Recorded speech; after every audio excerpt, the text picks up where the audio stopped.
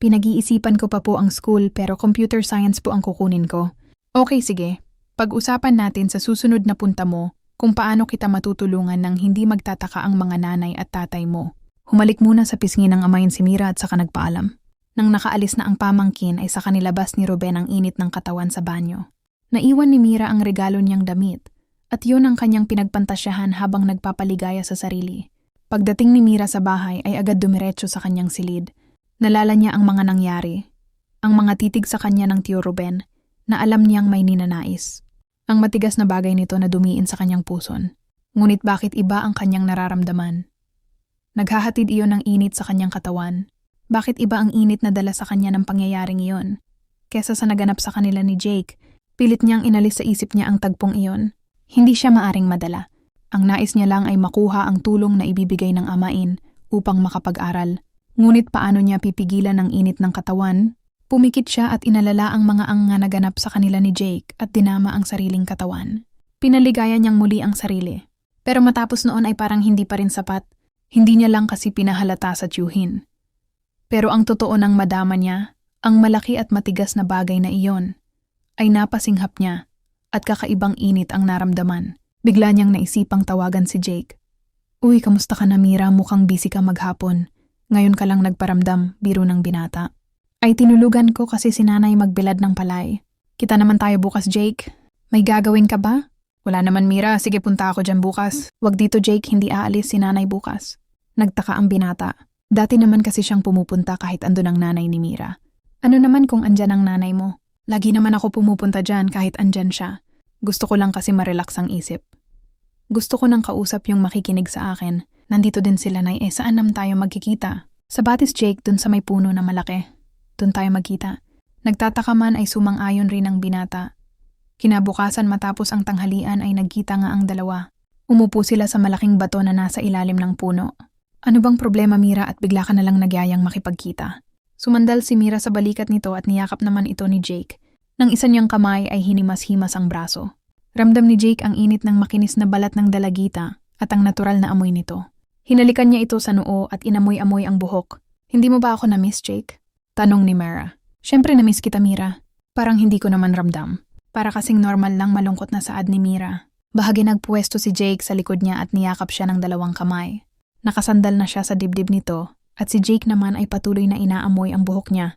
Ramdam ni Mira sa likod niya ang unti-unting pagkabuhay ng kamote ni Jake. Yung ginawa natin nung nakaraan hindi mo ba na-miss?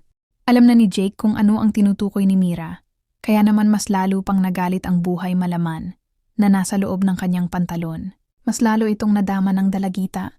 Siyempre naman na-miss ko yun saad ni Jake. Bakit hindi mo ginagawa tanong ni Mira? Nabigla ang binata sa tanong ni Mira.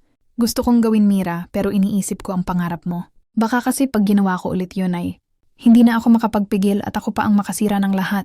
Pwede naman nating gawin yun ng walang nasisira Jake saad ni Mira. Kapag nakakaramdam ka ng init, diba pinapaligaya mo lang ang sarili mo? Biglang nalito si Jake pero tumango ito. Oo naman natural lang sa mga lalaki yon. Ako din kasi ganun din. Pinapaligaya ko rin ang sarili ko minsan. So bakit hindi natin gawin yon?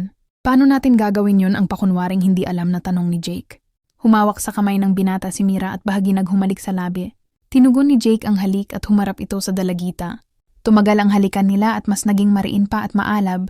Nang maghiwalay ang kanilang mga labi ay nagsalita si Mira. Jake, kung paano mo pinapaligaya ang sarili mo ay gagawin ko sa'yo. Gawin mo rin sa akin ang paraan ng pagpapaligaya ko sa sarili ko. Sa puntong iyon ay sigurado na si Jake sa nais mangyari ni Mira. Kaya naman hindi na niya ito binigo. Ginawa nila ang nais ng dalaga. At gaya ng nais ni Mira, ay napaligaya nila ang isa't isa ng hindi sisira ang pamgarap nila. Buopi din si Mira. Nakahiga sila sa ibabaw ng malaking bato matapos maibsan ang init ng mga katawan. Magkayakap, masaya, kontento at higit sa lahat ay nagmamahalan. Salamat Mira. Salamat din Jake, napaligaya natin ang isa't isa ng hindi nasisira ang iniingatan kong pagkababae. Matapos noon ay umuwi na sila. Pagod ang katawan ni Mira nang makarating sa bahay. Kaya duniretso agad siya sa silid para magpahinga. Satisfied siya sa ginawa nila ni Jake at naibsan ang init ng kanyang katawan. Kinabukasan ay may hindi inaasahang bisita ang dumating sa kanila na ikinabigla ng mag-asawa, si Ruben niyon. Tinagap naman at hinarap ni Rigor ang kuya niya at pinaghanda ng maiinom. Bagamat alam ni Mira ang pakay ng tiyuhin ay nagkunwari siyang nagtataka. Nagmano siya sa Tio Ruben niya. Tiyong napasyal yata kayo. May sadya po ba kayo? Oo nga Kuya Ruben, naligaw ka ata? Tanong ni Rigor. Dito talaga ang pakay ko, Rigor. Inutusan lang ako ni nanay. Ang nais niya ay makita si Mira. Ang pagkakasabi sa akin ay gusto niya daw pag-aralin si Mira sa kolehiyo. Alam ni Mira na dahilan lang ng amain ng kanyang lola. Marahil iyon ang paraan nito upang matupad ang mga pangako sa kanya na hindi nagtataka ang mga magulang niya. Nag-aalinlangan ang mag-asawa sa pagpayag pero sumabat si Mira. Talaga po Tiyong? Pag-aaralin ako ni Lola. Ipinakita ni Mira sa magulang na masaya siya ibinalita ng Tio Ruben niya, kaya wala nang nagawa ang nga ito kundi pumayag na lang. Nung araw ding iyon ay pinagpaalam ni Ruben si Mira upang ihatid daw sa bahay dahil hinihintay ng lola niya. Ang sabi pa nito ay matapos daw makita at makausap ng matanda si Mira ay ihahatid din niya pabalik sa kanilang bahay.